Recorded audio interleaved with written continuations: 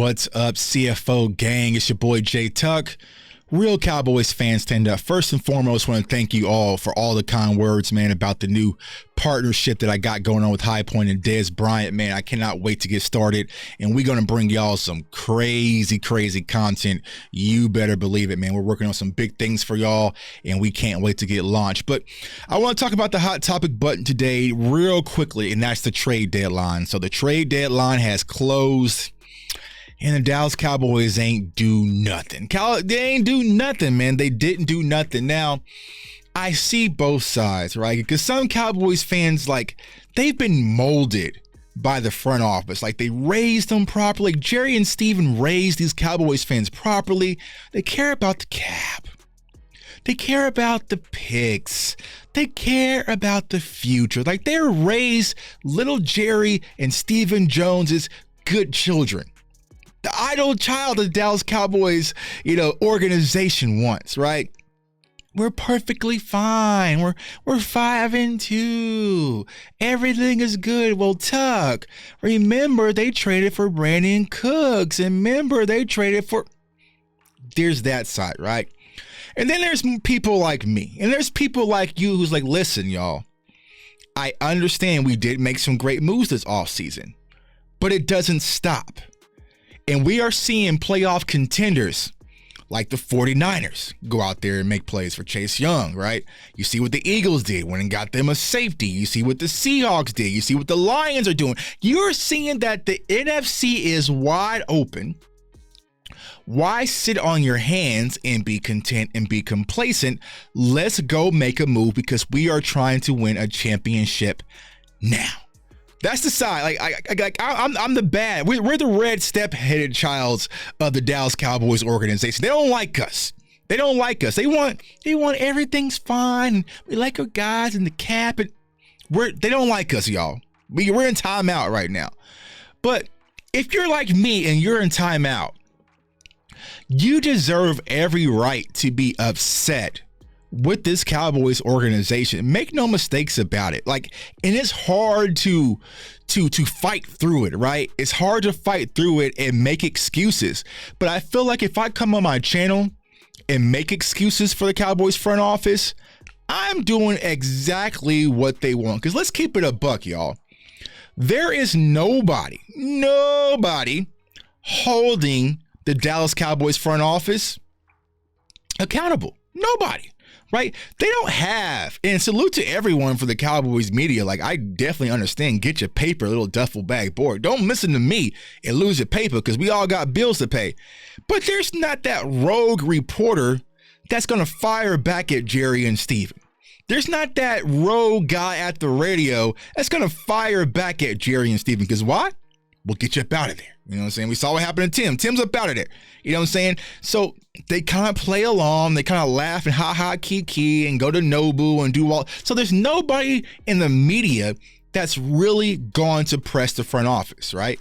The fans, it's split. Some of us will press, like little old me, I'll press, but I ain't nobody. You know what I'm saying? I'm a little something, but I'm nobody.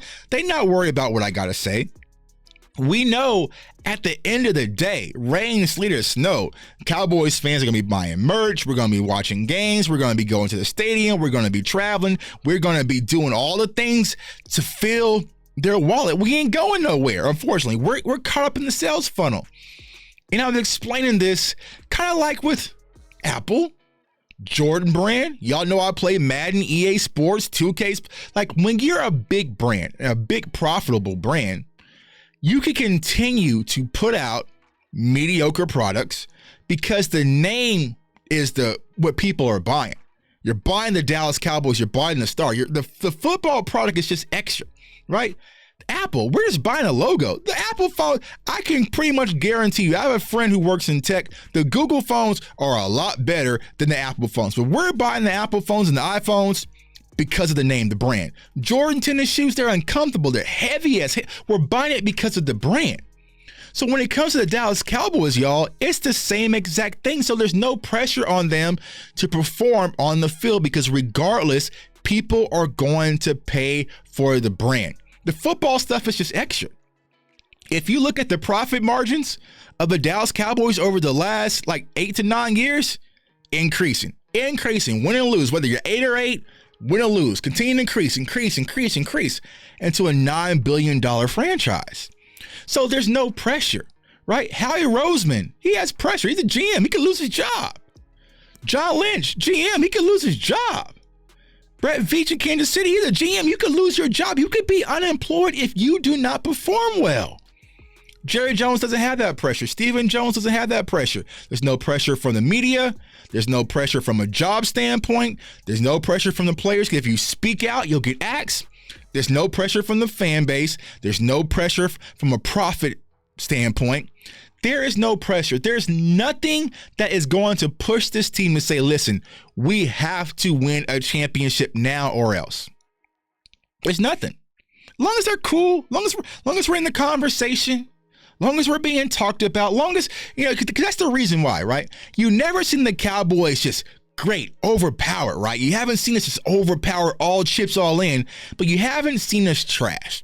So what the Cowboys front office is able to sell us is hope. As long as it can keep you hopeful and optimistic, like these fans were 5-2, we're going to Philly healthy, right? We're right 5-2 after the bye week, and we look while we played versus the Rams. So they got you on that hope. You got you doped on hope. You know what I'm saying? But that is the problem because you're not thinking forward. Yes, Deron Bland is playing great. Stephon Gilmore is playing great. Our secondary and our players are playing great. Now, one hamstring, one calf, one quad, things change.